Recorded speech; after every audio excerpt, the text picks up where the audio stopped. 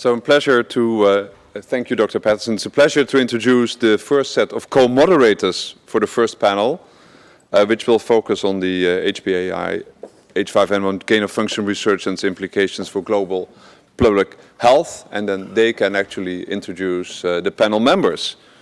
So the co-moderators are Dr. Kanta Subarao, Chief of Emerging Respiratory Viruses Sections here at the National Institute of Allergy and Infectious Diseases of the U.S. National Institute of Health, and Dr. Robert Webster, member of the Department of Infectious Diseases in St. Jude Children's Hospital at Tennessee.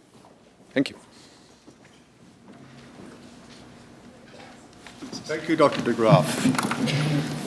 It's my honor to be invited to be a coordinator of this very important topic together with Kanta Subarao.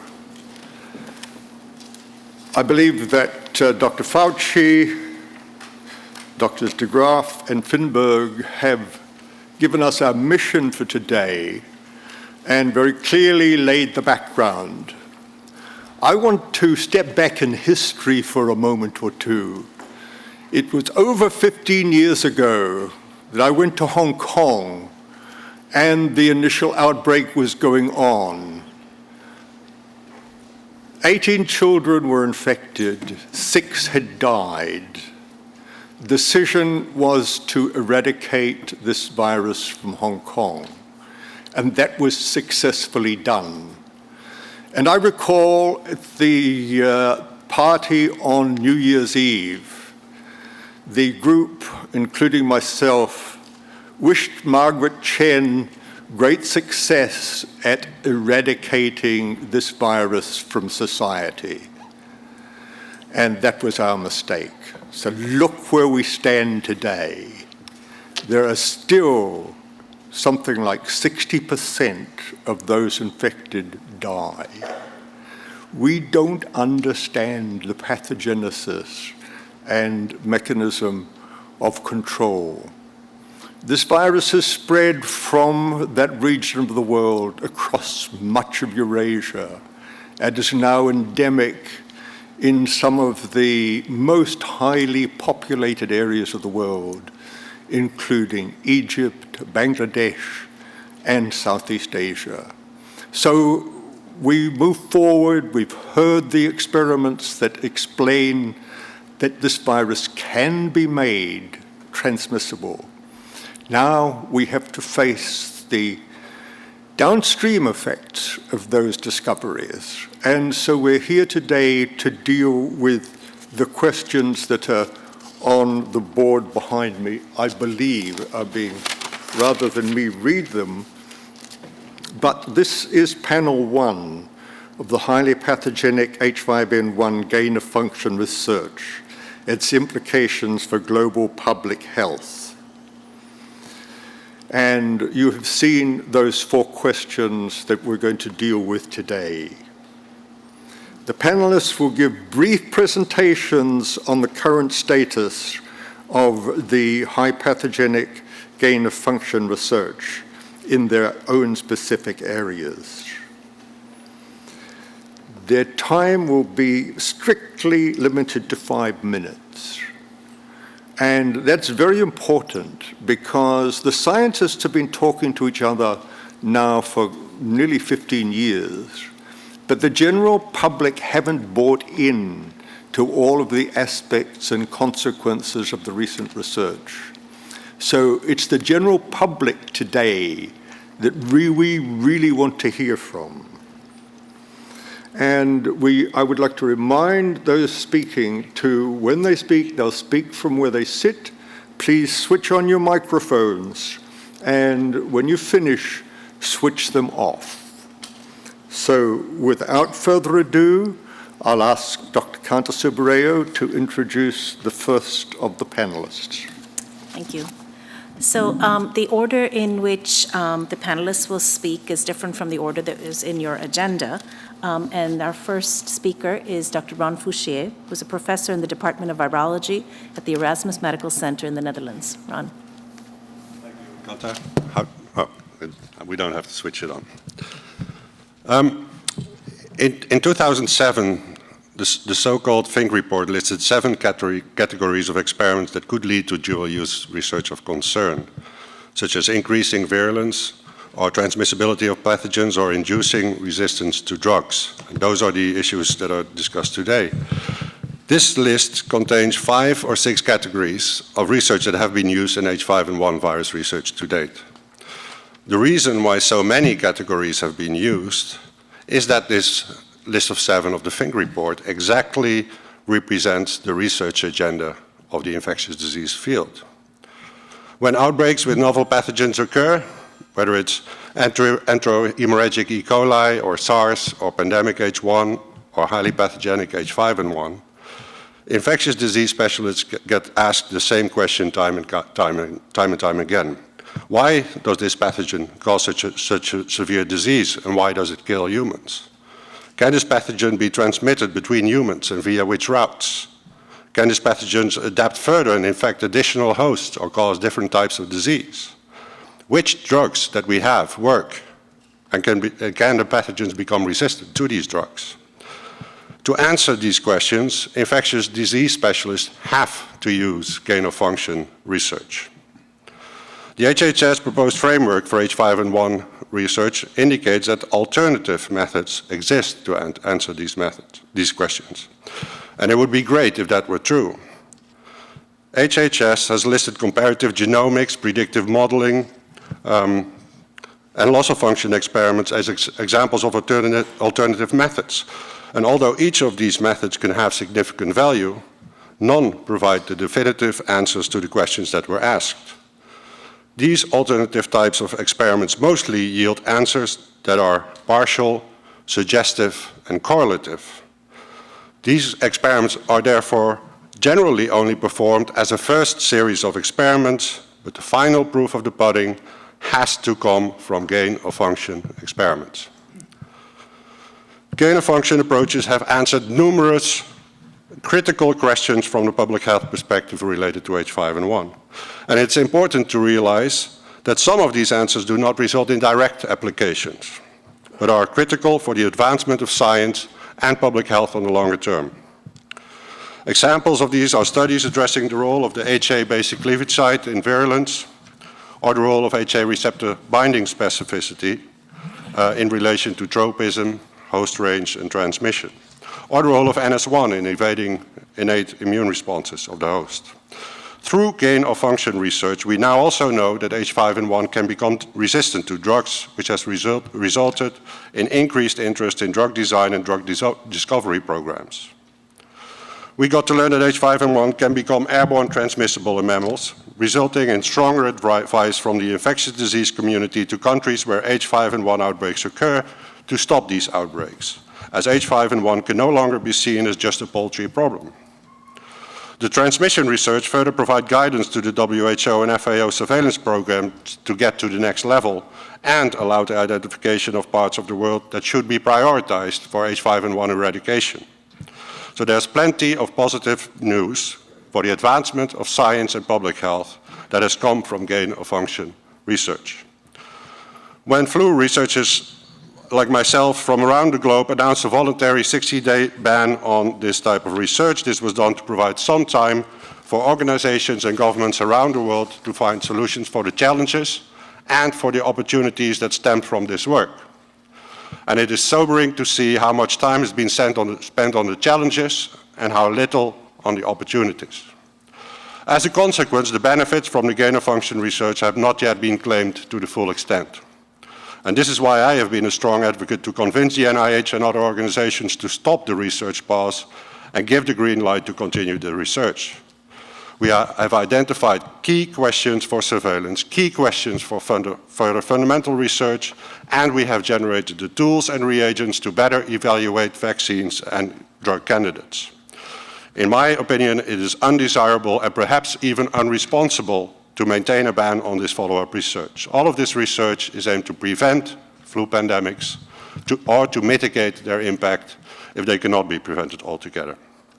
So in summary, I argue that gain-of-function approaches are essential to advance science and public health in general, but certainly for H5N1.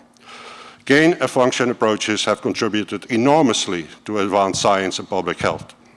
Laws and regulations are in place, and they have been shown to work. Some incremental refinement may be required, but whole new layers of rules and regulations are not needed. Thank you, Dr. Fouchier. I was done. Thank you. Thank you. Our next speaker is Dr. Aditama, who's the Director General of Disease Control and Environmental Health in the Ministry of Health in Indonesia. Thank you, Madam Chair. Ladies and gentlemen, in Indonesia, the focus of our research has been more on epidemiological study and virus characterization, even though we also perform study on biomolecular, human genetic, or animal models. We believe that the research is a very important tool for policy development, advocacy, and public health communication. Understanding human transmissibility of H5N1 virus needs to be addressed from multiple angles. In Indonesia, we use epidemiological research to tailor the public health response policy once a human H5N1 case is detected. As per our study published in Clinical Infectious Diseases December 2011, we found that in outbreak with more than one case, that is cluster, secondary cases most likely to be sibling of the first-degree blood relatives, and they are themselves were likely to have direct contact with sources of H5N1 viruses, such handling sick and dead poultry. We also found that secondary cases in outbreaks were more likely to be young, 5 to 30 years of age, and the cluster were more likely in large household.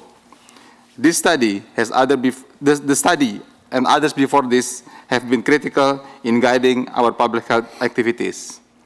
In an outbreak investigation now in the country, the household contact are traced, but special emphasis is placed on close blood relatives and young member of the family, and serological survey among contacts also focus on such individuals.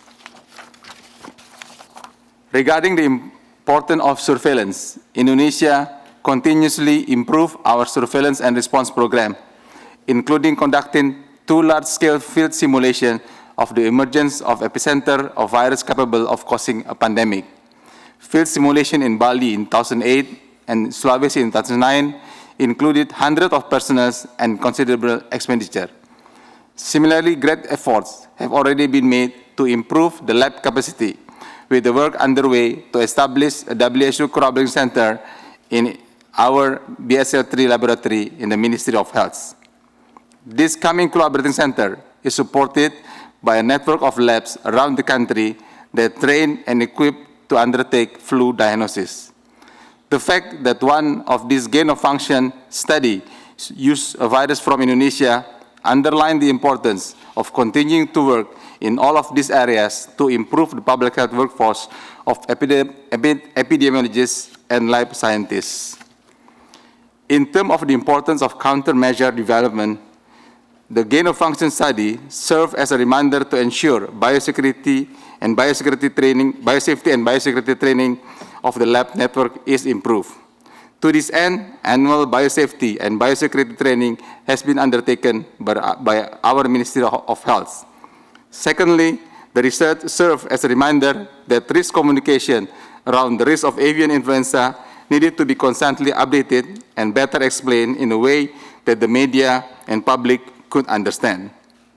Thirdly, the finding exemplified the need for accelerated implementation of the WHO pandemic influenza preparedness framework, particularly in the traceability of viruses for research and the sharing of benefits to enhance pandemic preparedness, particularly in H5N1 avian influenza affected countries. Ladies and gentlemen, for Indonesia, the research is very important as a guide for risk assessment. As the virus evolves naturally, we need to monitor whether it is acquiring the mutation as found in the research. The research is also potentially to improve vaccine development program. I believe that the benefit of conducting gain-of-function research generally outweigh the risk as long as the research is done in accordance with the ethical clearance and in biosecure laboratory setting. At this point, I would like to raise the importance of active involvement and participation of the country scientists from where the virus is found to be able to solve the real public health problem in the field, in the community, in the people. Thank you, ladies and gentlemen. Thank you very much.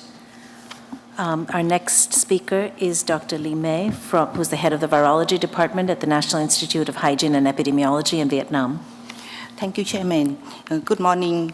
I think, as you know, from the beginning of H5 outbreak in Vietnam 2003 up to now, we know about the transmission from the punctually to human or human to human transmission also very limited. And because of that, just finding this research recently about the resurgent H5 virus is a tool to public health in Vietnam. From that, we based on these results, we are already increasing about improving the virology surveillance in both side, human and animal. And of course, genetic characterization is applied fully and focus on marker mutations that's related to transmissible H5N1 virus recently in Vietnam. As we know about the evolution of H5 in Vietnam is quite quickly. Recently, after the 7 year, almost 10 year outbreak, we are focused about seven genotype and also the predominant about the 3 antigenic clade. That's why it's this information is very, very difficult, very important for us to improve about the virology surveillance. The other thing is, in that case, we also have a chance to validate the recent detection tool and also the re-evaluate efficacy of vaccine and antiviral drug. We think about in the future, continue about improve serology, improve the surveillance on serology, virology, epidemiology, or immunology is very important for continue develop about new tool for protection. And also we think about the other thing about biosafety, biosecurity also should be improved, and especially for sample processing, sharing, and transferring among the other country, among the country, also international country. And that's all about what we want to say today. Thank you. Thank you very much. Our next speaker is Dr. Tekola, who is the Director of Animal Production and Health Division, Agriculture and Consumer Protection Department of the Food and Agriculture Organization. Thank you, Chair. Good morning. I'm going to focus on the FAO opinion on H5N1 gain of function studies, especially on the contribution to the public health as well as potential benefits. Well, from the contribution point of view, we can see from 3 different perspectives. One is possible contribution to the global influenza surveillance. Well, we can see the importance of the identification of the molecular mutations responsible for the specific virus characteristics. Surveillance will obtain recent viruses that can be sequenced and characterized and new markers identified. When specific combinations of mutations are made public, then laboratories can be developed and diagnostic tools can be of major importance. Need to link virus information and epidemiological information for better risk assessment. So if the virus emergence in an area or sector where little or no surveillance is carried out, laboratories have limited access to virus characterization and other methods. This, as a consequence, delays can be expected in the detection of the emergent viruses on time. When we see from the possible contribution to the better understanding of factors related to the intra and interspecies transmission and pathogenicity, identification of molecular markers and confirmation of their role in pathogenesis may lead to early public health warnings, response to infections, and preventive measures. When we see from a specific example of animal sector, sequencing or screening of the cleavage site of hemagglutinin gene from H5 allows to rapidly determine whether the virus is of high or low pathogenicity for poultry. This approach, commonly applied to avian influenza, allows rigorous disease control measures and applied very timely manner. The third approach will be then the possible contribution to the preparedness of the pandemic influenza from animal or zoonotic origin. This is very difficult to predict whether a potential emerging pandemic H5N1 strain is in nature would have the exact same combination of mutations identified in laboratory studies. Therefore, instructions from systematic screening of mutations of interest need to be developed and globally coordinated by bodies such as WHO, Global Influenza Surveillance and Response System, and the joint OIE-FAO Global Network expertise on animal influenza or flu.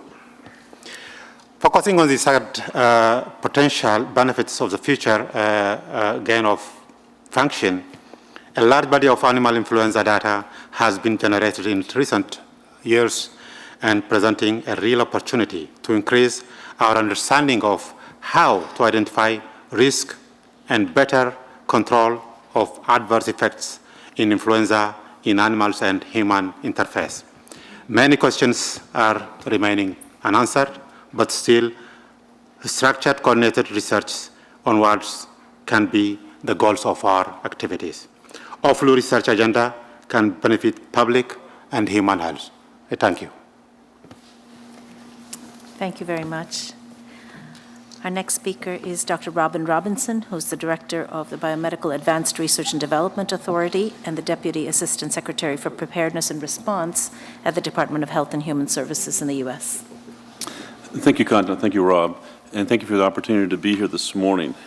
The Biomedical Advanced Research and Development Authority at HHS in the Office of the Assistant Secretary for Preparedness and Response is a new agency established in 2006, but has been at the forefront in making available funds for supporting the development and the availability of countermeasures such as vaccines, antiviral drugs, diagnostics, and medical devices that would be needed in a number of different events, including biothreat events such as anthrax, smallpox, pandemic influenza, and emerging infectious diseases.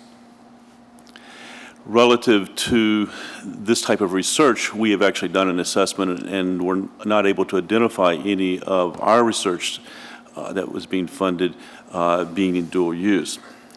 But H5N1 actually has had a big effect on BARDA. Actually, I came to the government from industry because, in great part, because of H5N1 to establish a pandemic influenza preparedness and response program for the development of countermeasures. Certainly, we have moved forward with the stockpiling of H5N1 vaccines and with antiviral drugs to address this. Secondly, we've increased the domestic and international vaccine manufacturing capacity to be able to make not only H5N1 vaccines, but also seasonal and other pandemic influenza vaccines going forward. But it's this last area of advanced development of medical countermeasures with H5N1 where we've moved forward with development of cell-based recombinant molecular vaccines and new antiviral drugs. And in that regard, the gain of function activities and research would have a very big effect also in our areas for diagnostics that we work very closely with Centers of Disease Control. And we would benefit greatly by being able to predict what new viruses are circulating and to be able to use the stockpiles that we have made available. The stockpiles have actually become very operative in the course of immunizing the vaccine, with the vaccines, laboratory workers and manufacturing workers for these vaccines that make the H5N1 stockpiles. In addition, those stockpiles of antiviral drugs can be made available to those workers that are at high risk. It's the issue of what are the potential benefits and risks going forward if we weren't to do this research that I call your attention to, especially on the antiviral. Because of the prevalence of antiviral drug resistance occurring so quickly with some of the existing antiviral drugs that we have in our stockpiles, we and the NIH have had to look at other targets. And relative to viral targets, lack of gain of function studies would really affect some of the viral RNA polymerase inhibitors, antiviral drug candidates that we have and others in the U.S. government are sponsoring the development. Because if those functions the mutations were to affect the function of those genes, such those targets would no longer be effective, then those antiviral drug candidates would become obsolete. Secondly, host cell surface receptors. We've had to move to look at host targets for the effectiveness of antiviral drug candidates.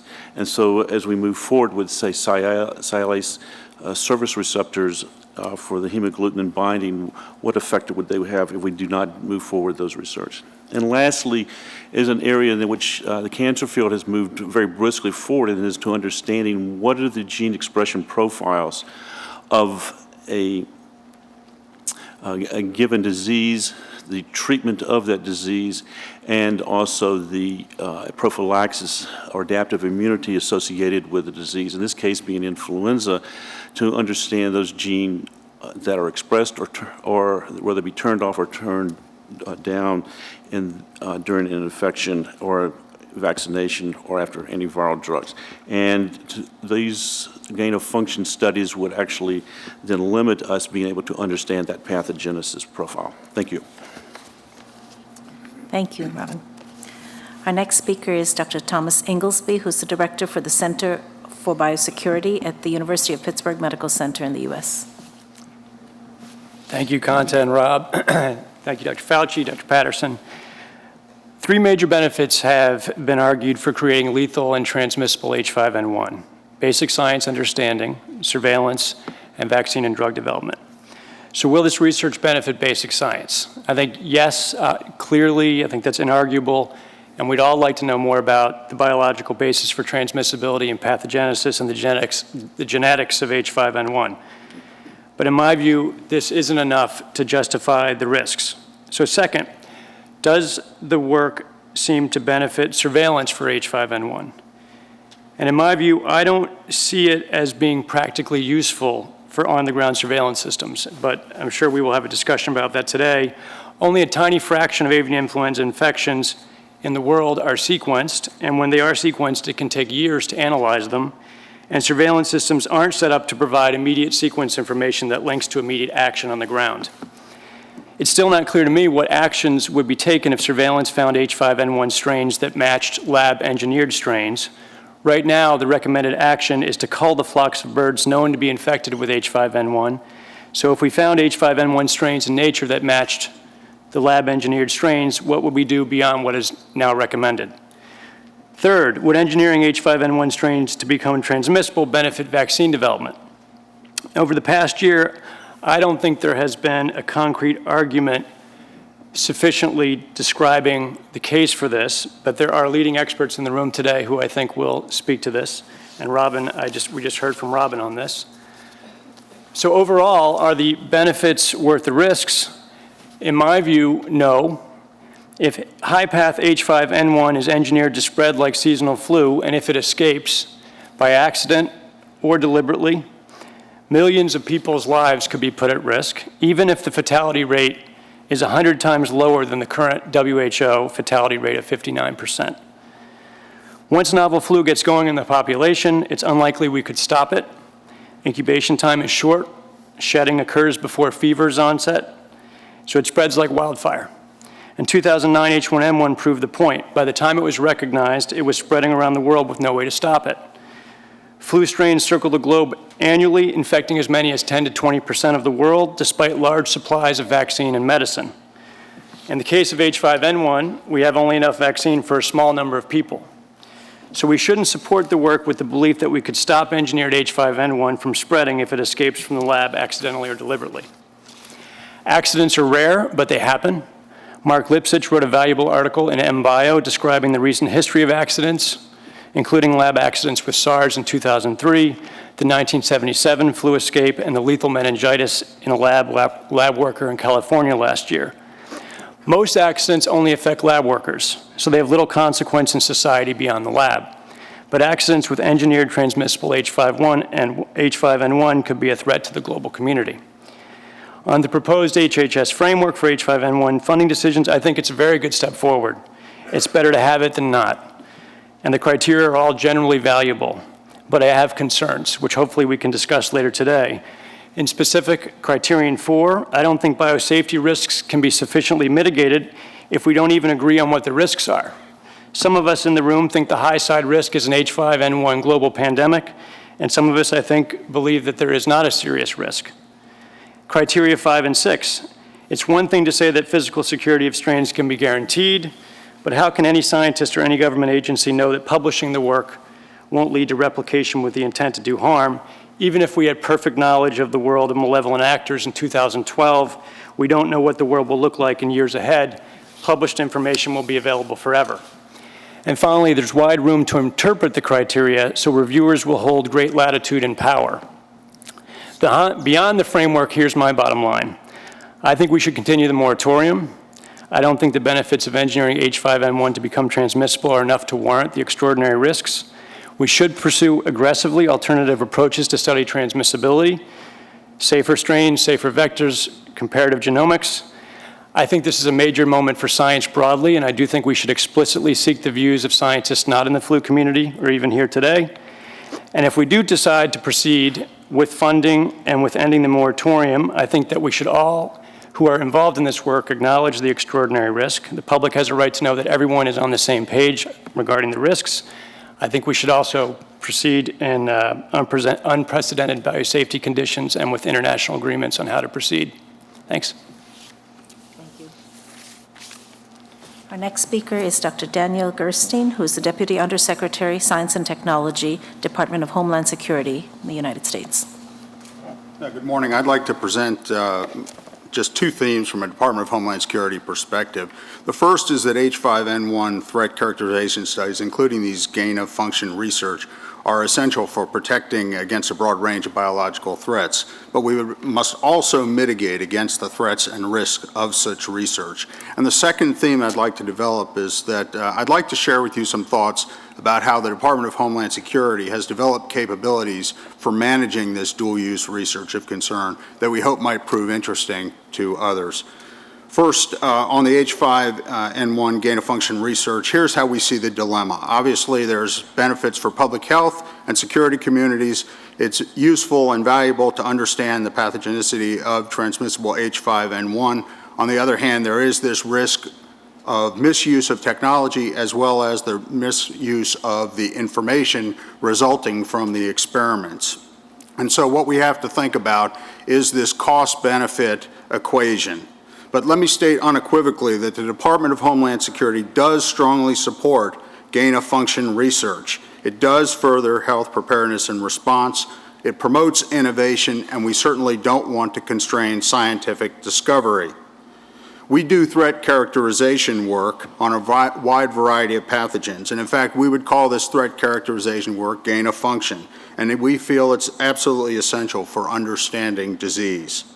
But most of what we do happens to be with respect to other, what we would call bioterror agents, although we have done some work with highly pathogenic avian influenza. My second topic is really to discuss our approach to managing what we consider to be important but also potentially dangerous work. So when we think about it, let me just start out by saying there is some research that we believe should not be conducted. It is simply too dangerous. And when we evaluate whether or not it's worthy of doing this sort of work, we rely on the NSABB, National Science Advisory Board for Biosecurity, 7 experiments of concern as an excellent foundation for thinking about the problems. We also recognize that at lower levels, we have to train project managers and conduct appropriate biorisk management. We also know that we have to write into our contracts things like biosafety, biosecurity, internal review processes before publication, and looking at information that might result from our studies to see if any classified information might be released.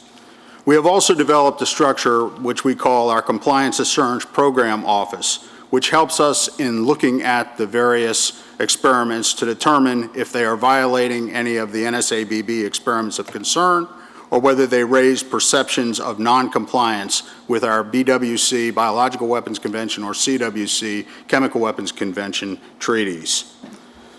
The Compliance Review Group meets on a quarterly basis, and they have the mission to look at this cost-benefit ratio as well. And some very practical questions in addition to the NSABB 7 experiments of concern that we ask ourselves are, does this experiment need to be done? Is the information necessary for science and/or security? Are there other, more appropriate ways to gain the benefit of the information? What is the least dangerous way to accomplish the experiment? Is the experimental design sound? Is the experiment being conducted in the appropriate containment level? And are there limits on what results should be released or published? And so we do come back to this very delicate balance, this need for legitimate science with the need for security. And with that, I look forward to your questions. Thank you. Thank you. Our next speaker is Dr. Adel Mahmoud, who's a professor of molecular biology and public policy at Princeton University. Thank you very much. It's a pleasure to be with you here. The problem with the discussion we're having today is that it is happening after the fact. I wish we would have had this discussion a little bit earlier, because when the Fink report came several years ago, it mentioned some of these experiments that we are now suffering from or discussing and concerned about. So one issue is we are discussing it after the fact. The second issue is we're discussing it after the facts, which unfortunately got mixed up with public announcements about the results of research before the research was submitted and evaluated and published in a refereed journal. So we faced a public outcry and the public comments in the newspapers before even the data itself was examined and became a subject of scientific examination. Now, we need also to go back to understanding that we basically do not understand how pandemics of flu occur. We have been concerned about H5N1 for approximately 15, 20 years now, and it was H1N1 that came out in 2009. So in some ways, the necessity of research is absolutely upon us. I mean, nobody is going to say we do not and we cannot stop research that will examine why one strain of the flu virus will be transmitted into human populations and result in an outbreak or a pandemic, and another has been circulating around with very, very few cases. And in some ways, even the 59% of the announced mortality or case fatality rate of H5N1, I'm not sure that that is really accurate data, because I don't think we understand the epidemiology in humans that well to say here is the denominator and here is how can we calculate the case fatality rate. So we are now faced with two issues. One is a study that was done that was identified from the beginning, or a series of studies were done that were identified from the beginning under the rubric of experiments of concern. And they were approved and funded because they were legitimate studies that needed to be done to understand, even if we don't think H5N1 will go tomorrow to be transmitted in human populations, understanding its range of transmissibility and pathogenicity is a valuable scientific contribution. No arguments about that. The question is, A, approving it, B, understanding how it will be communicated, and C, funding it. And who should fund that kind of research, which is the question that Tony finally put on the table. Should it be funded by NIH or should it be funded by private source? So in effect, the unfortunate thing is that we're coming from behind. And the opportunity now is, as a community, we just have to start thinking a little bit going forward rather than just analyzing what happened in the past. And that's really a challenge, and I hope the discussion today will contribute to that. Thank you. Thank you. Our next speaker is Dr. Ilaria Kapa. She's the Director of Research and Development Department at the Institute of Zooprofilattico Sperimentale della Venezia, Italy. Ilaria. Good morning, everyone. For those of you who don't know me, I run an international laboratory which is active in surveillance, mainly in animals, for influenza, mainly in birds, and particularly in developing countries. So I would like to touch on a few of the questions which have not been addressed by my co-panelists this morning. And these concern biosurveillance, the improvement of biosurveillance, and the development of countermeasures. So I think that there is a little bit of a contradiction in essence, because Malik Peiris, who's sitting next to me, wrote in a paper for Science, I think, that nature is the worst bioterrorist of all. So we know that there are countries out there which have endemic infection caused by H5N1, and they really don't know where to bang their head to get rid of this infection. And one of these countries is Egypt, which is just across the Mediterranean from us, and we are doing a lot of work with them. So I'm quite confident that I know what the situation is like. So if these gain-of-function experiments, if they have a reason to exist, is because we really fear what is out there in the field. Because we think that there is a bioterrorist out there, which is Mother Nature, which can generate a virus that can become a very severe pandemic virus. So the work that has been carried out by the two teams is extremely important in identifying signatures or characteristics of these viruses so that we understand which viruses in the field have the potential of becoming potentially pandemic. But the contradiction is that surveillance is going down in the field, and we try very hard to receive isolates from these countries, and by the time they reach our labs, they're already 6 months old, and by the time they're sequenced, it takes another couple of months, and by the time they're available to the scientific community, it takes another month. And so the question I have, and I would like to pose, is this, is how can we say that these gain-of-function experiments are so important if they are not counterbalanced by efficient surveillance in the field? And the same refers, I think, to the countermeasures developed. If I were to say to you that if a virus in one of these countries were picked up, it wouldn't be picked up in time before it would cause a lot of problems. And I would lie to you if I said to you that these countries are able to react fast, because they're not. Because they have other priorities and they have other problems, and we hear every day on TV what is happening, for example, in Egypt.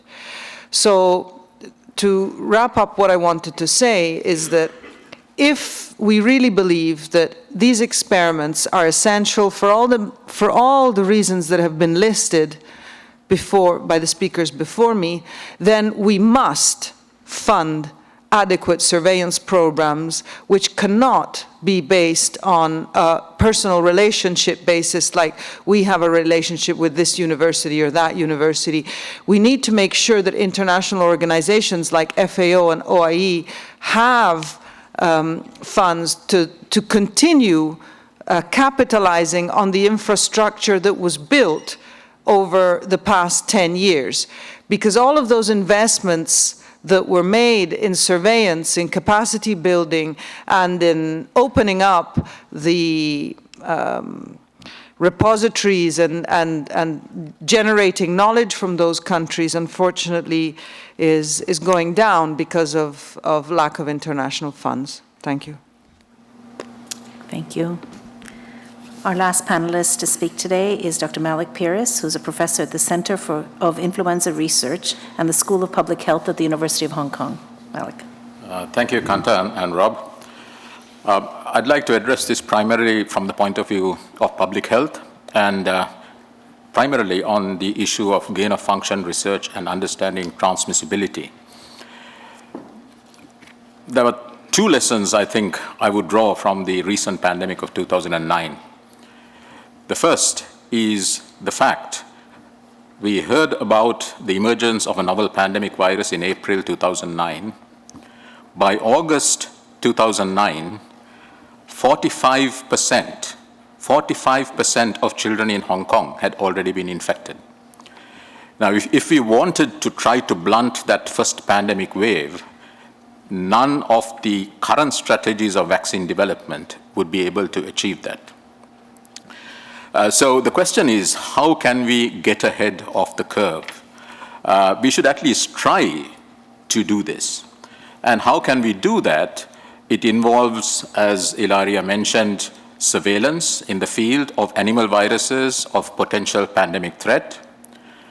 But equally importantly, also to understand the biology of pandemic emergence, and particularly the biology of transmissibility of animal viruses to humans, and also issues in population immunity that prevents viruses within subtypes and between subtypes from infecting the human population.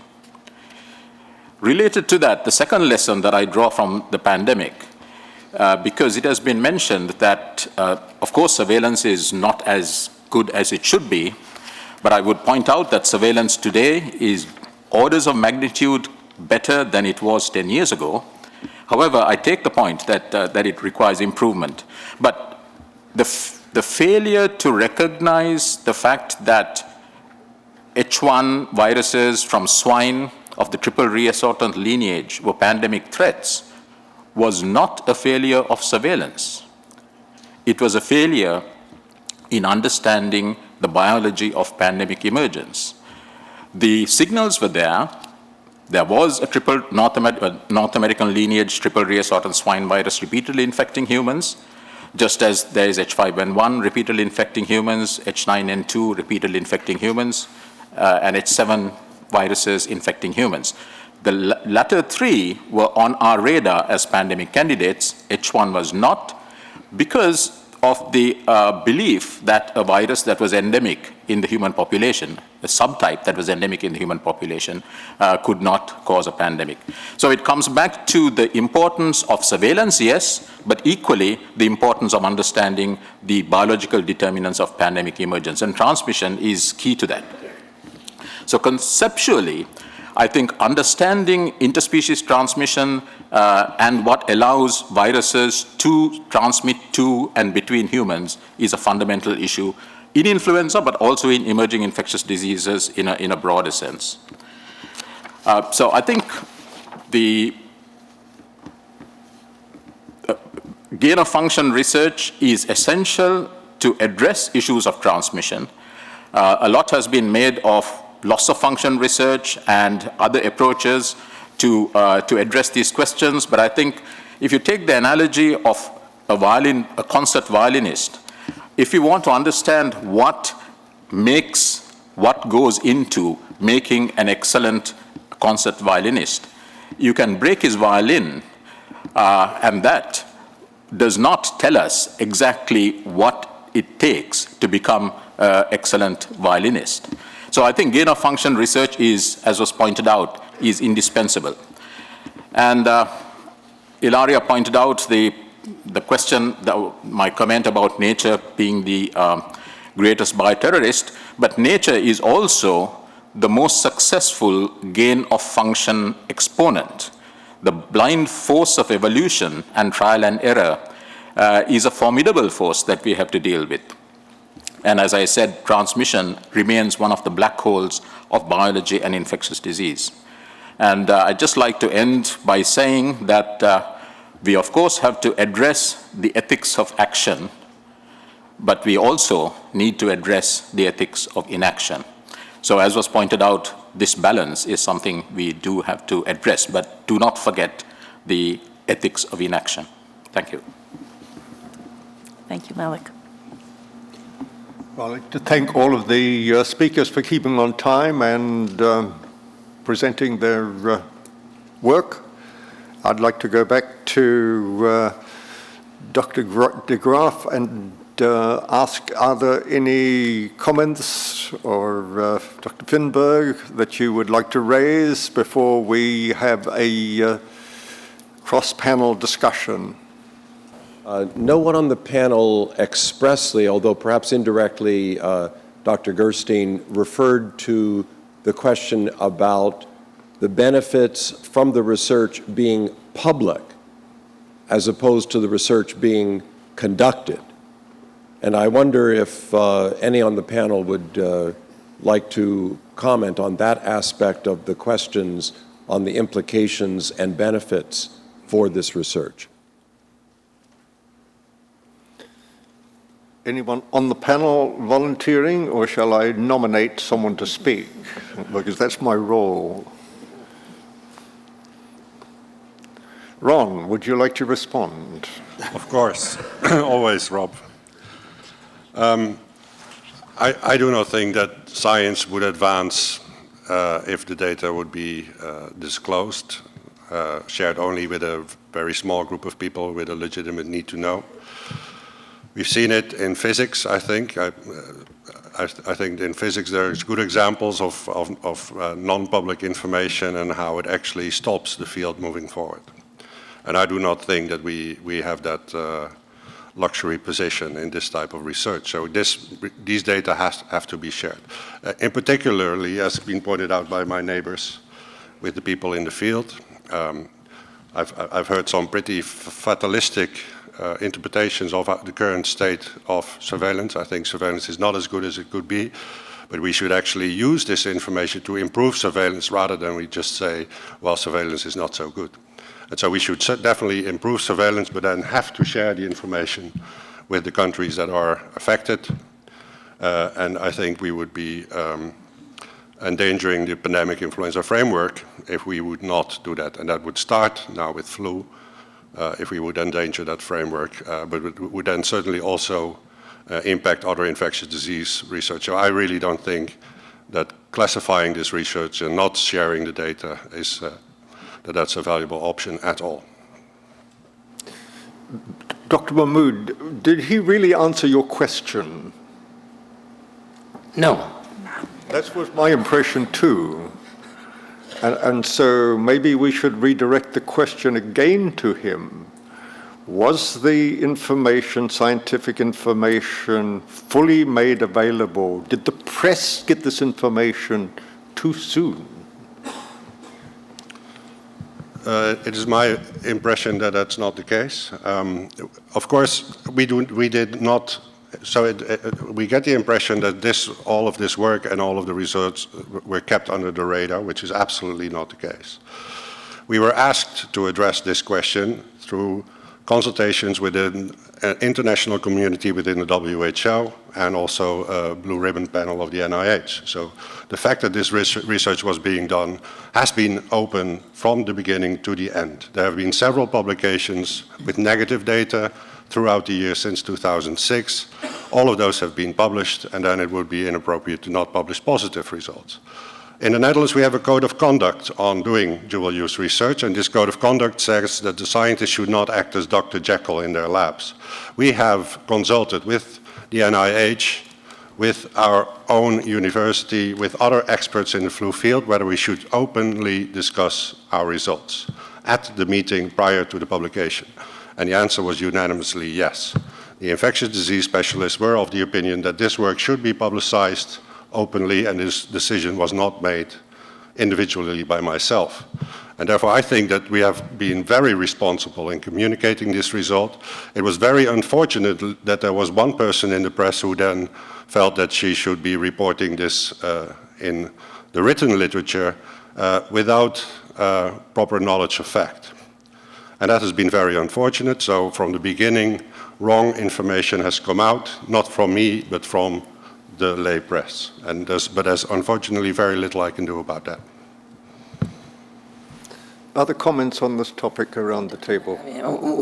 Without really spending the time on this subject, that is the danger of communicating outside the normal scientific methods, which is we have data, we submit it to a refereed journal, and there are some journals also that will prevent you from presenting the data publicly before it is submitted for publication. So I think in general, the scientific community has some sort of guidelines.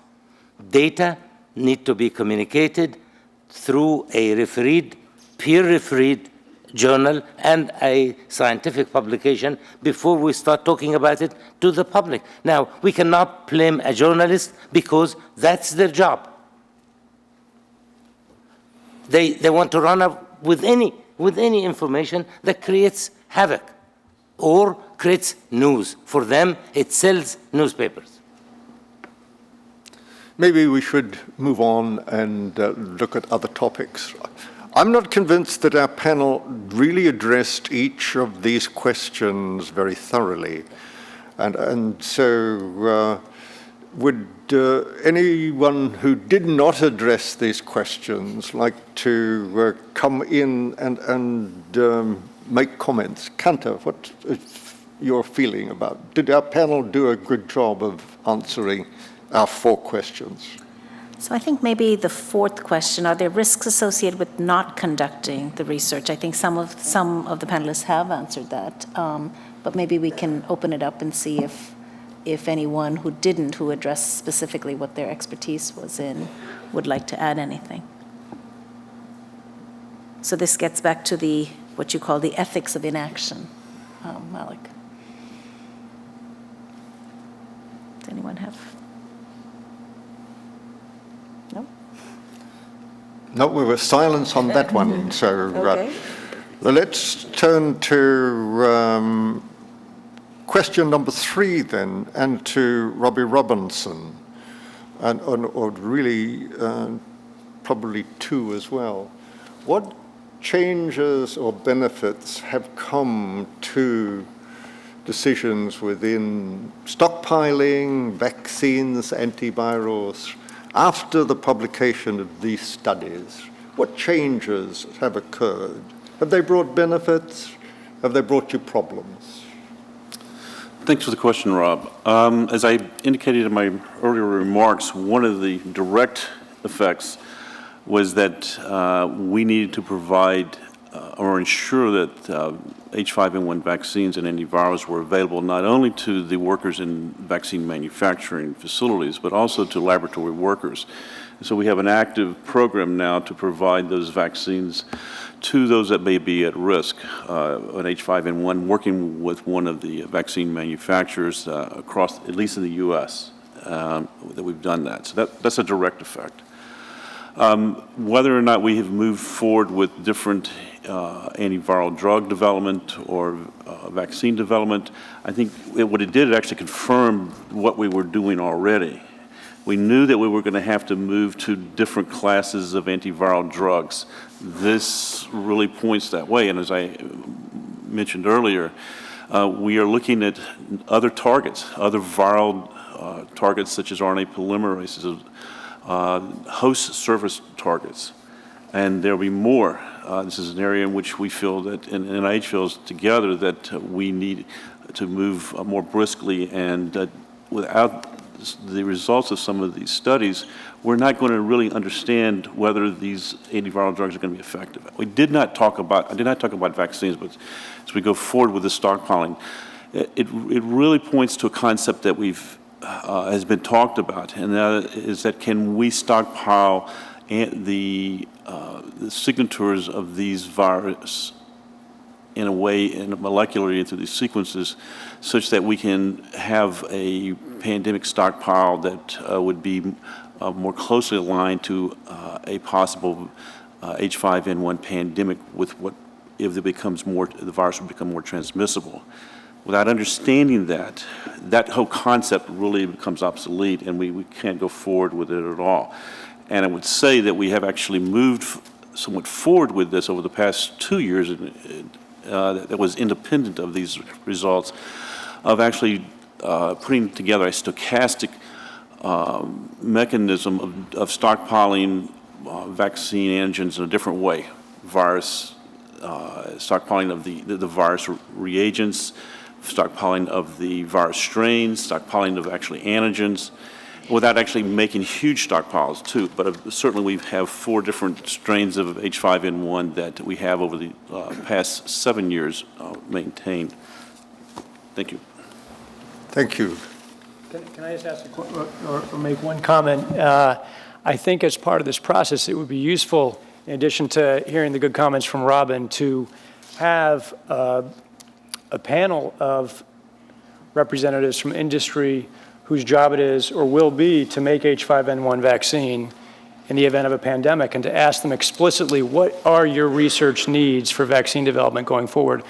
How much do they overlap with the gain-of-function experiments that are being envisioned? Perhaps some of them are useful to vaccine developers, perhaps some of them aren't. I have an open question still about whether continued research in increasing transmissibility of HPAI H5N1 is necessary for future vaccine development. I think everyone likes to have it, but is it necessary in terms of vaccine development going forward for H5N1? My understanding, tell me if this isn't true, Robin, is that in the event of a future H5N1 pandemic, we're going to need that strain that's causing the pandemic to generate the vaccine that we make for the world. But in any event, I certainly don't make vaccines for a living, but I think the people who do make vaccines for a living should be heard in this debate if one of the primary justifications for going forward is vaccine development. Dr. Peiris, would you like to have a response to that, please? Yes, I mean, I think the benefits from this type of research is not to specifically identify the strain that's going to be matching the pandemic exactly. But number one, to prioritize the fact that a lethal virus such as H5N1 can become pandemic. Because if you just think back to 4 or 5 years ago, there was increasing belief that this virus had been kicking around for 14, 15 years. It has not made it so far, and it will never do so. I mean, from the work of Ron and Yoshi, and also when you look at the mutations they identified and look at the viruses that are out there in the environment, you can see that, in fact, a number of viruses, particularly the clade 2.2 viruses, have acquired a number of these. So there is only a few steps more to go. So it's prioritizing that as a problem, raising that higher up. Second, of course, also, it possibly focuses on particular clades. For example, again, clade 2.2 as going higher up in terms as a vaccine candidate. But is it necessary, Malik, to use the highly transmissible pathogenic virus to do those studies?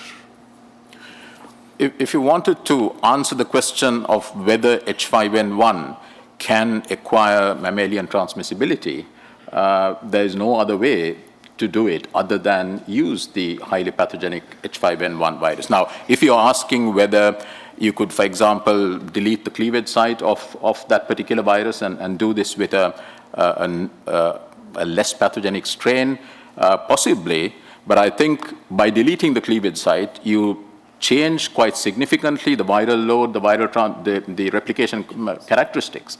So it probably will not give you the crucial answer. Please. Yes.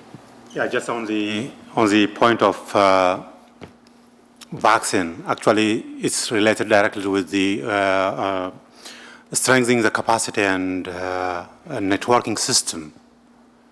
Whatsoever we do at the top level, high-tech laboratories, if it doesn't imply in the laboratories at the grassroots level, then it's going to be futile exercise.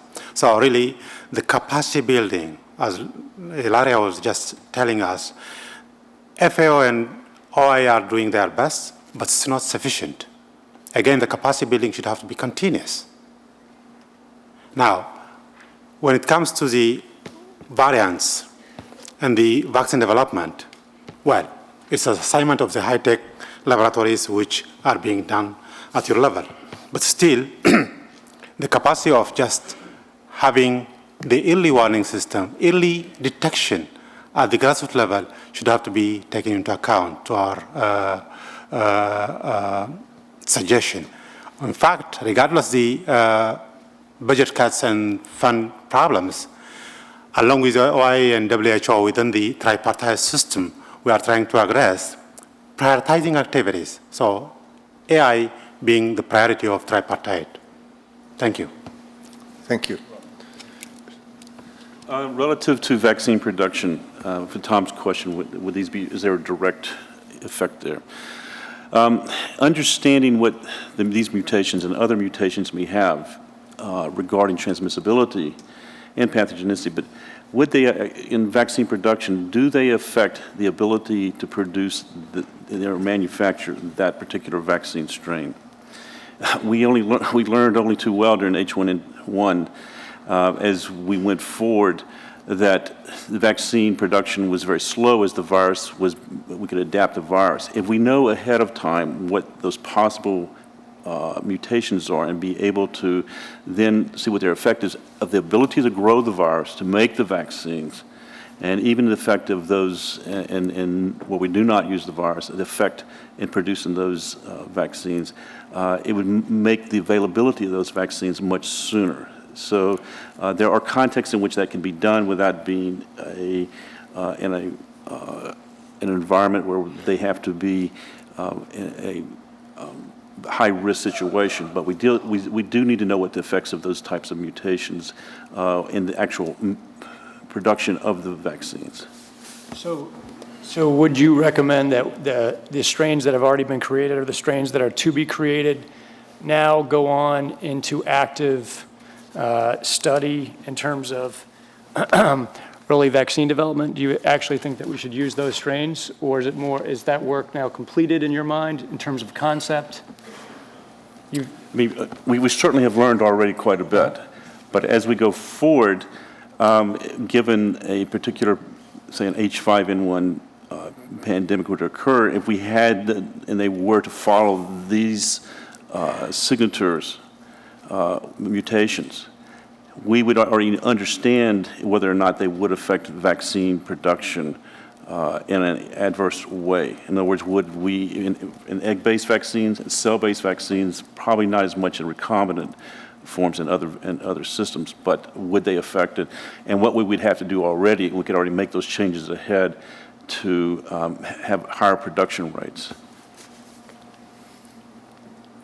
I just have one comment. Dr. Peiris's comments, we're talking about the need to do this work in order to show or to prove H5N1 could be transmissible.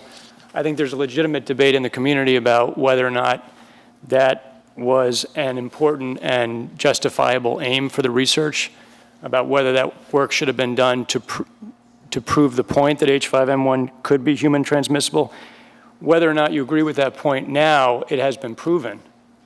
So the question there would be, do we need to continue to do more work, additional work, create additional strains, H5N1 transmissible strains, to prove that it can become human transmissible when that point is made? I don't think that continues to be a good justification for going forward. Ron, could I ask you to mention the benefits of going forward from where we stand? Of course. So Malik nicely mentioned the word black hole for our knowledge of transmission research, and that's really where we were a year ago. And these two studies have not shed very bright light on that black hole. We just now know that it is possible in principle that H5N1 can become airborne. The mutations that we have identified have not become available through any other type of research than gain-of-function research, and we need to follow up on the function of those mutations that we have identified. They were unknown, and they form a very fundamental question in virus transmissibility. We have shown that an Indonesian virus or a Vietnamese virus can acquire this ability to go airborne. We do not know about Egyptian viruses in China. And so there are particular genetic lineages of H5N1. We need to investigate whether these mutations or other mutations could also drive other viruses to go airborne. So those are just very short-term action points, to understand the basis of this increased transmissibility, the context dependence, and also to do vaccination studies and antiviral drugs to test whether they would actually work against these viruses that have very distinct biological properties. So far, we have been testing our vaccines and drugs with viruses with the wrong biological properties. We now have strains at hand that have the right biological properties. Might not be the exact strains that caused the pandemic, but will inform us much, much better about whether our vaccines and antivirals will actually work. Thank you. We have used all our time on the panel discussion, and now I'd like to turn it over to Kanta to lead the public discussion. Right. So I now see that we have 4 microphones, and so I would invite members from the audience to come. Please identify yourself and limit your question or comment to 90 seconds, please, so that we have an opportunity to hear others. So we'll start at the far left there. Good morning. The one question that I have is Gary Monk from Hackensack, New Jersey, is we're tossing around biorisk. But in the laboratories that have been doing this work, from bioassessment, have you developed a baseline on your laboratorians? Do you look for seroconversions to see if transmissibility within a contained environment is actually affording laboratory safety? I think Ron, did you? I cannot answer that question because our laboratory workers have been vaccinated against H5N1, and so it would be impossible to show seroconversion of those people because they have been vaccinated. We'll take the first question here now. Harvey Feinberg brilliantly pointed out at the time, in the 1970s... Could you identify yourself, Laurie please? Garrett from the Council on Foreign Relations in New York. Thank you. In the 1970s, we had a dominant theory that all biologists in the flu field believed in, of sort of historic cyclings of strains, and that there was a sort of timing predictability of when pandemics might occur. And that contributed to the over-response in 1976 to swine flu. Now I'm hearing that, well, we know the 2 mutations, the 3 mutations, the 4 mutations necessary, so Ilaria is just going to have to set up her entire biosurveillance system just for those mutations. And if we can keep following those mutations, we somehow will know when a pandemic's coming. But Ron just told us we have whole lineages we haven't looked at. There might be a whole other range of mutations. So are we actually setting ourselves up for building a whole biosurveillance apparatus, vaccine response, diagnostics, everything against a false canard? And nature, the ultimate bioterrorist, will give us a completely different set of mutations that ultimately will be the pandemic strain. Malik, would you like to? What is crucial with this work, and also other work that has gone on, for example, by Daniel Peiris and his group on H9N2 viruses, is to understand functionalities. It is, I think we all accept that these 6 or 5 or whatever mutations are not the holy grail and at the end of the story, but they do illuminate. I mean, 2 different studies from Yoshi and from Ron using completely different approaches and with a different virus from Daniel came up essentially with parallel functionalities. It is understanding the functionalities that is crucial. And of course, the virus may achieve those functionalities by different mutations. So one of the additional work that needs to be done is exactly to map those alternative pathways that the virus will take. I don't think any of us are setting up looking just for these 5 or 6 mutations. We are really looking at functionalities and more work to be more comprehensive in that. Would anybody else on the panel like to comment on that question? I just wanted to add that maybe I was completely misunderstood.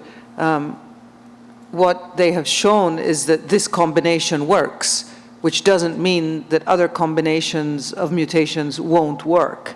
So the point I was coming from is that surveillance, if we really need to improve it, needs to be improved so that we can look for these mutations, but we don't have to leave other potential mutations out and other combinations out, which we don't know about yet. Right. Thank you. Hi, Don Willie Wright State University. With regard to these natural household transmissions that were talked about, in particular the ones mentioned from Indonesia, have we fully exploited those natural transmissions? Have we learned everything that we can learn from that before going on to create new variants in the lab that may or may not ever occur? Would you like to answer that?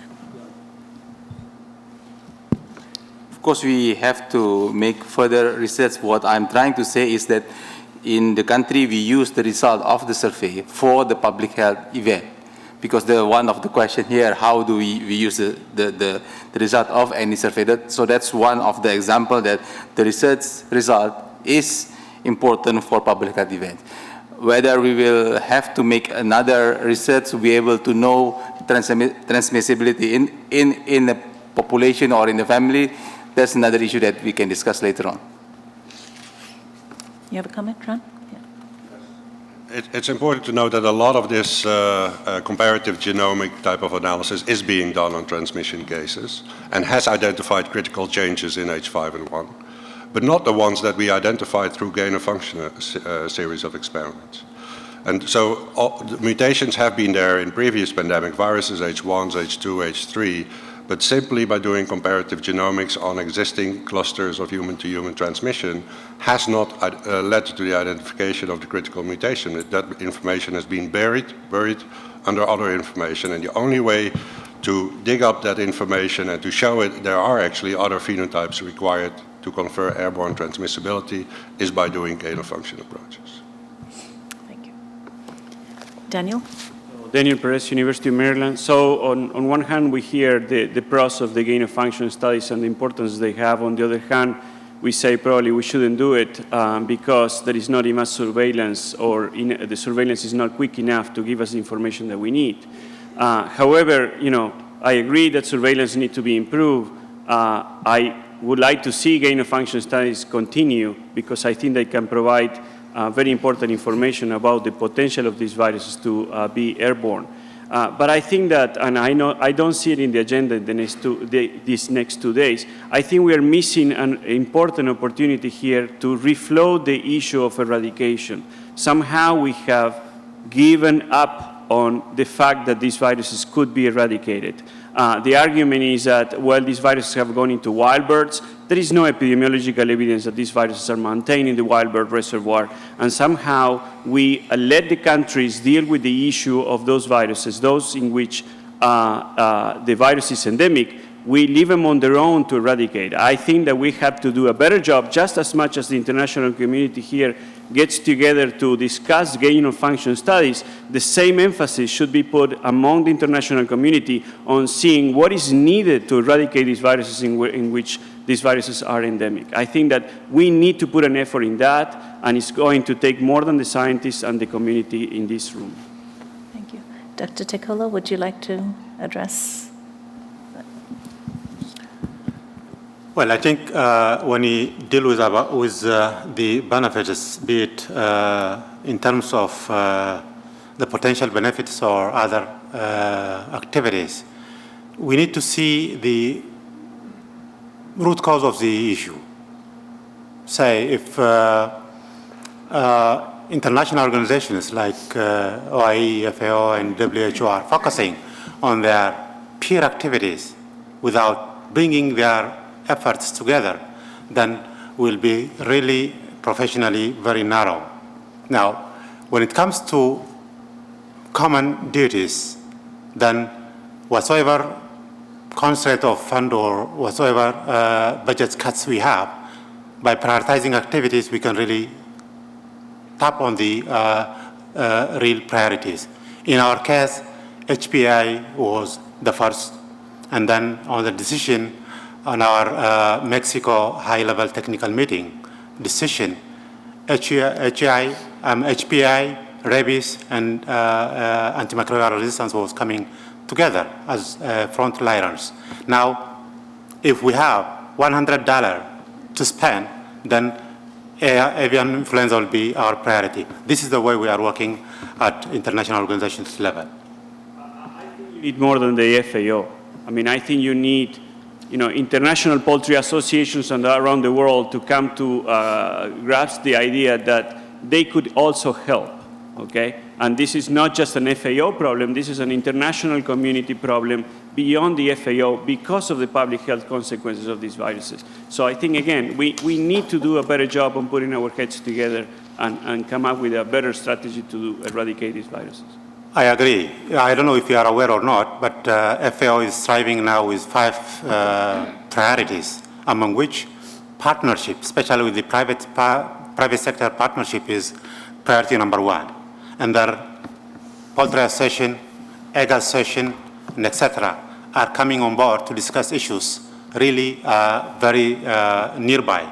And then I can assure you that we are working beyond the scientific arena with our partners like these associations and others in terms of dairy, in terms of feed and feed-related activities, IFIF, IDF, and the likes. So be sure that FAO is striving for the best of its activities to work with the international community, NGOs, and private sector. Thank you. Gene Matthews, University of North Carolina. Very fascinating opening conversation and presentation. Both this discussion and really the last question gets to the issue of disclosure as well. And I guess if it's possible to ask Dr. Fauci to give us, I would appreciate, and I think a number of us would appreciate, 3 or 4 more sentences on your statement of why it is that NIAID has not done and will not do classified research. What's been the thinking on that, and is it looking any different as you're looking to the future?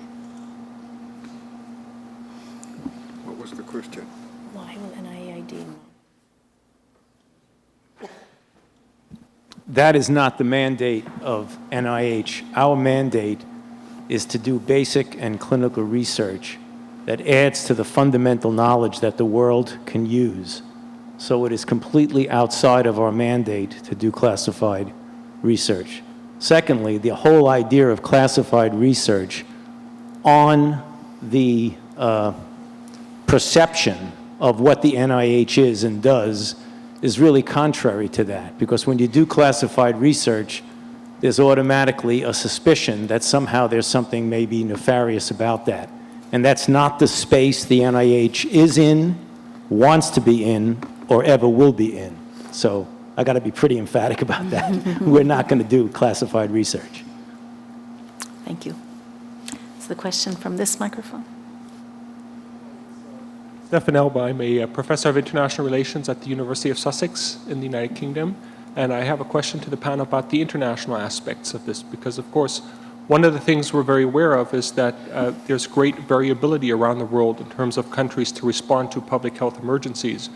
So when we're doing these kind of gain-of-function research experiments, we are generating new risks, and however small we perceive them to be, they disproportionately affect people around the world, in the sense that some countries will have very limited abilities to respond to any kind of new dangers that might emerge as a result of these kinds of experiments. So my question to the panel is, would it actually be easier for us to deal with some of these issues if we had more meaningful international collaboration to share medical countermeasures and to share the kind of benefits of this research as we move forward?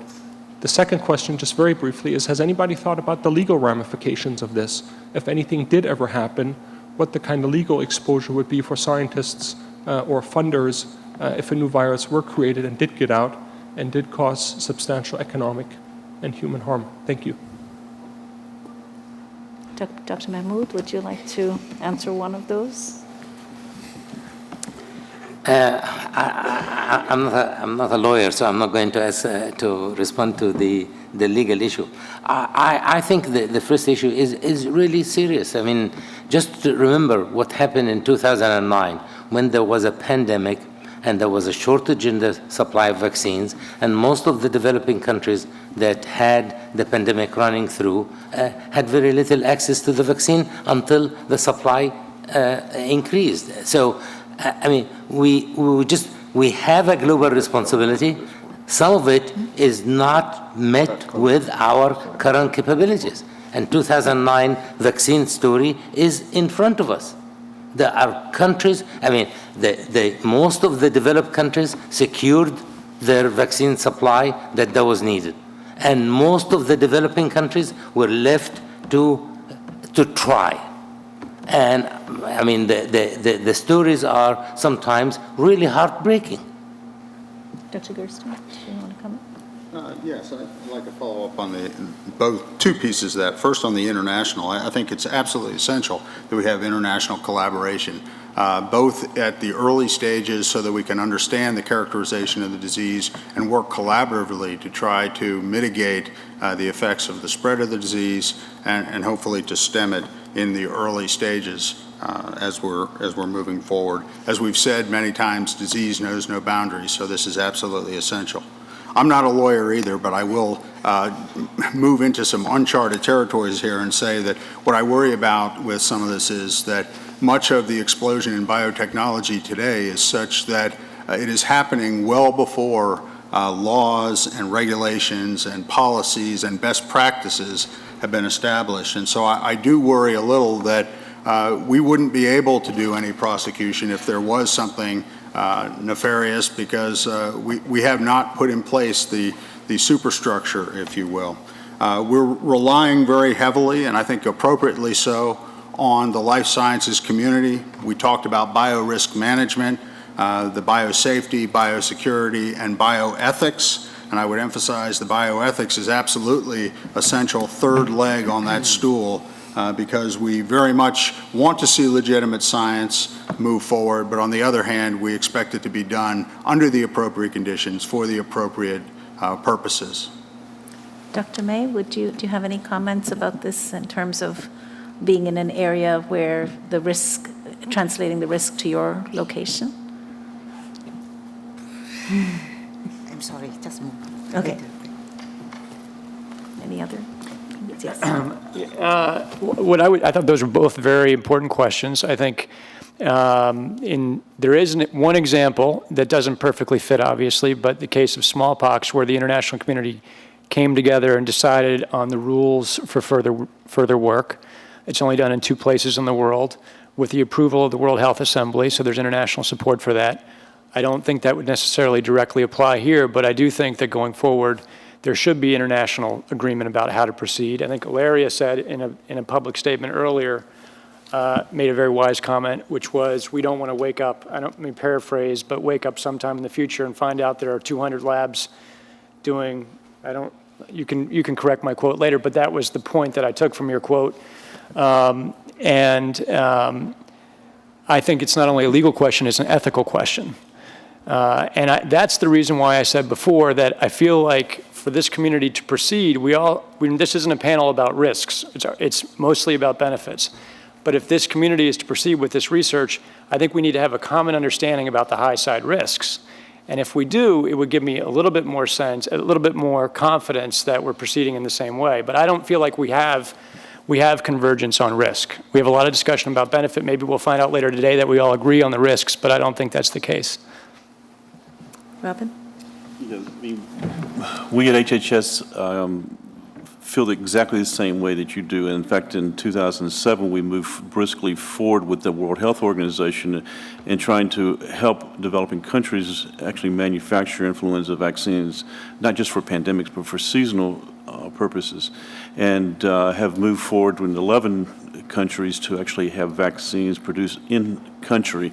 Not only that, but also to train individuals to actually manufacture those vaccines. And so an investment of about $65 million has been leveraged about 3 or 8-fold in different countries with those governments and even private money will be realized in 2015, the capability of producing 300 to 500 million doses of influenza vaccine in a situations where in 2005 there was no influenza vaccines produced in those countries. So it has led at least to that. Okay, go on to the next question here. Alikoff with Science Magazine. My question is primarily for the non-U.S. panelists.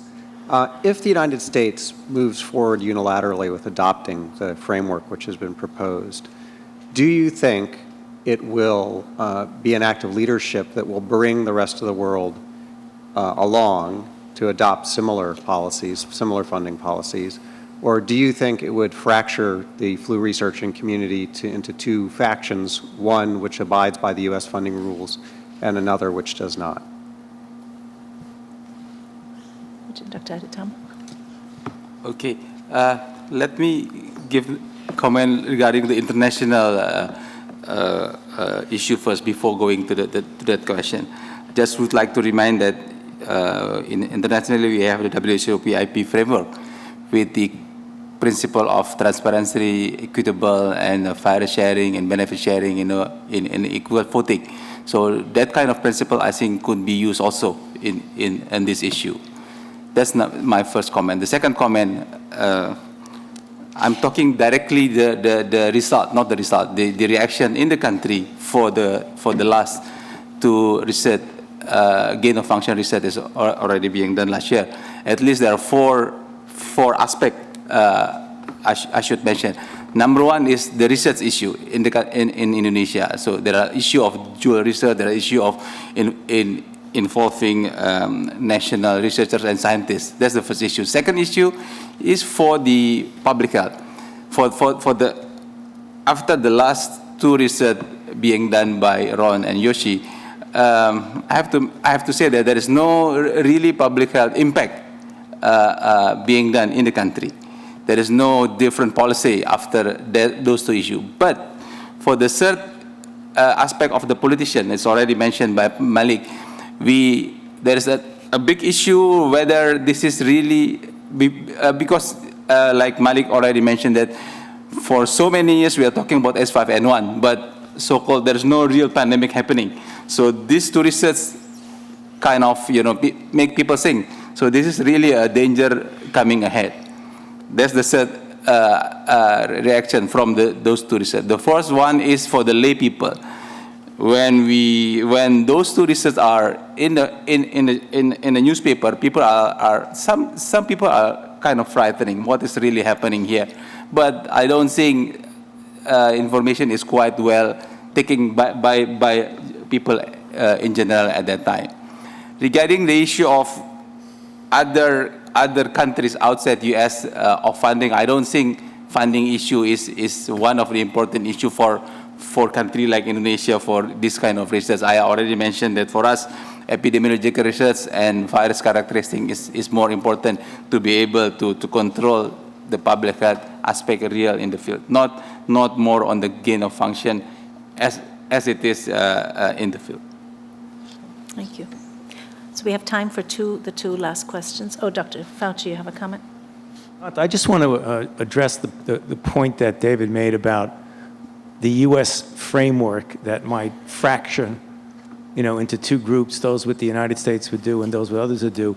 We need to understand, and we're going to get into this very clearly when we start discussing the details of the framework. The framework isn't a mandate of what we will or will not fund. The framework is a process of how you approach these experiments and how you look at risk and how you make a decision and what levels of review you do. The framework is not going to say we're going to fund this and we're not going to fund that. And that's the reason why I made in my opening comment that the question that is not going to be answered today, but that is an important question, is what do we fund or what do we not fund? The framework is a way to get to able to discuss and make those decisions. So I think it's important for people to understand that the framework isn't going to be an absolute decided mandate of what we do and what we not do. It's a process of how to get there. Thanks. Go ahead. Peter Hale, I'm with the Foundation for Vaccine Research in Washington. We feel that the issue of liability, that insufficient attention has been given to the issue of liability. The organizers of the Asilomar conference 35 years ago made sure that there were lawyers participating in that meeting, which led, as we all know, to guidelines for recombinant technology. There is another community that I think should be involved, that we think should be involved, and that is the insurance companies.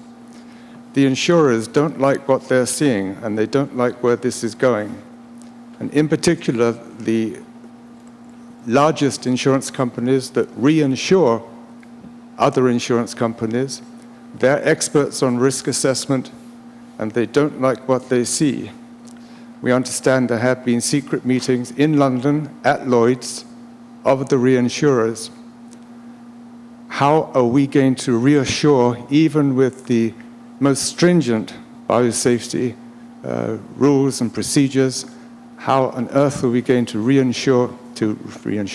how are we going to reassure the insurance companies? I mean, we're seeing premiums going up already. How are we going to reassure them that this is safe? Anyone like to come? Ron? I would like to point out that this issue that you're raising and has been raised earlier is not related to H5N1 gain-of-function research.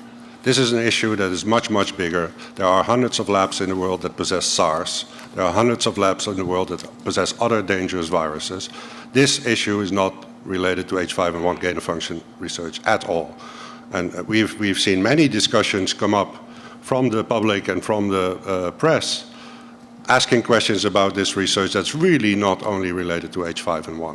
And so these are really, really good questions, and they should be handled at some point, but I do not think this is the right time because it's not specific for H5N1 gain-of-function research. All right. Nancy? Yes. I would like to make a comment and then end with the question. The comment I would like to make is that I know it's very difficult for people in the audience and people in the general public to understand the importance of this type of work to public health, but I'd like to explain just a little bit about it. In public health, we're really responsible for helping be as prepared as we can for the next pandemic. H5N1 viruses have worried us tremendously. And we've worked with our partners in the affected countries. I see my colleagues from Indonesia and Vietnam here today. And we've worked with FAO, OIE, WHO, and many other partners outside the US government, as well as with BARDA, NIH, and FDA within the US government family, to try to be as prepared as we possibly can be. Now, what does that involve? It involves doing surveillance and doing it in the most intelligent way. So with respect to these particular studies, we wouldn't be looking for exactly those mutations, but patterns of mutations, as was pointed out before. In addition, we were very interested to know if these viruses could become transmissible, and if so, how their characteristics would change, so that we could look at the vaccine viruses that we're always making at St. Jude's, at CDC, and other places around the world to see if those vaccine viruses could be improved. Now, we've had to put our work on hold with respect to viruses with the mutations that have so far been identified. So we haven't been able to develop vaccine candidates against these two particular transmissible forms. Neither have we really been able to do complete antigenic analysis using our panels of ferret sera, et cetera. So there's a tremendous amount of work that's extremely valuable that could take us forward in our preparedness that has simply not been able to take place. So I'll leave it there. But I would like to ask the panel members if they think that the escape of SARS in 2003 and the escape of H1N1 from a lab, if that's where it occurred in 1977, are really good comparators to escape of H5N1, which is in the United States a select agent pathogen and worked on in very specific conditions. Thank you.